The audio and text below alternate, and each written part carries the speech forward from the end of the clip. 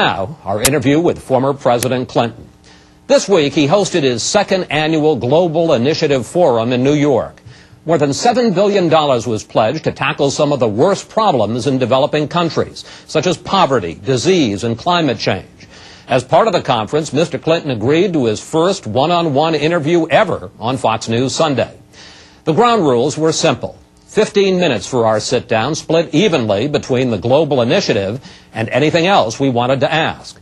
But as you'll see now in the full, unedited interview, that's not how it turned out.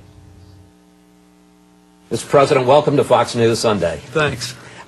In a recent issue of The New Yorker, you say, quote, "I'm 60 years old and I damn near died, and I'm worried about how many lives I can save before I do die." Is that what drives you in your effort to help in these developing countries? Yes, I really, but I don't mean, that sounds sort of morbid when you say it like that. I mean, I actually... No, you said it. But, yeah, but the way I said it, the tone in which I said it was actually almost whimsical and humorous. That is, this is what I love to do. It is what I think I should do. That is, I have had a wonderful life. I got to be president. I got to live the life of my dreams. I dodged a bullet with that heart problem. And I really think I owe it to my fellow countrymen and people throughout the world to spend time saving lives, solving problems, helping people see the future. But as it happens, I love it.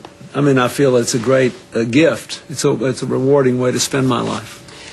Someone asked you, and I don't want to, again, be too morbid, but this is what you said. He asked you if you could wind up doing more good as a former president than as a president. And you said, only if I live a long time. Yeah, that's true. How do you rate, compare the powers of being in office as president and what you can do out of office as a former president?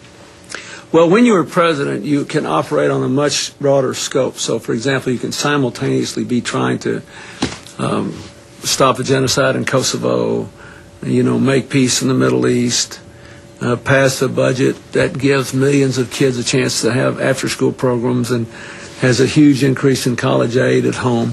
In other words, you've got a lot of different moving parts, and you can move them all at once. But you're also more at the mercy of events. That is, President Bush did not run for president to deal with 9/11, but once it happened, it wasn't as if he had an option. Once I looked at the economic, I'll give you a much more mundane example. Once I looked at the economic data, the new data, after I won the election, I realized that I would have to work much harder to reduce the deficit and therefore would have less money in my first year or two to invest in things I wanted to invest in. So what is it that you can do as a former president? So what you can do as a former president is you don't have the wide range of power, so you have to concentrate on fewer things. But you are less at the mercy of unfolding events.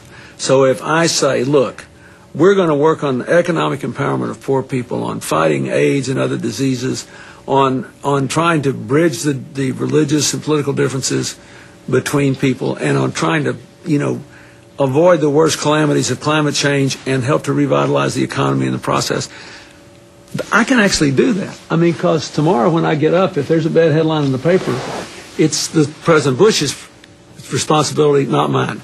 That's the joy of being a former president. And it is true that if you live long enough and you really have great discipline in the way you do this, like this CGI, you might be able to affect as many lives or more for the good as you did as president.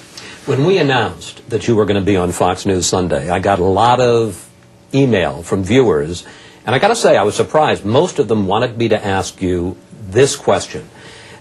Why didn't you do more to put bin Laden and Al-Qaeda out of business when you were president? There's a new book out I suspect you've already read, called The Looming Tower, and it talks about the fact that when you pulled troops out of Somalia in 1993, bin Laden said, "I have seen the frailty and the weakness and the cowardice of U.S. troops."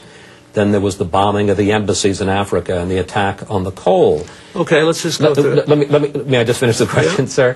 And after the attack, the book says that bin Laden separated his leaders, spread them around because he expected an attack, and there was no response. I understand that hindsight is always 20/20. No, let's talk about it. But the question is, why didn't you do Okay, more, connect the dots, and put them out of business? All right, let's talk about it. I will answer all those things on the merits, but first I want to talk about the context in which this arises. I'm being asked this on the Fox network. ABC just had a right-wing conservative running their little pathway to 9/11, falsely claiming it was based on the 9/11 Commission report, with 3 things asserted against me directly contradicted by the 9/11 Commission report. And I think it's very interesting that all the conservative Republicans who now say I didn't do enough claimed that I was too obsessed with bin Laden. All of President Bush's neocons thought I was too obsessed with bin Laden.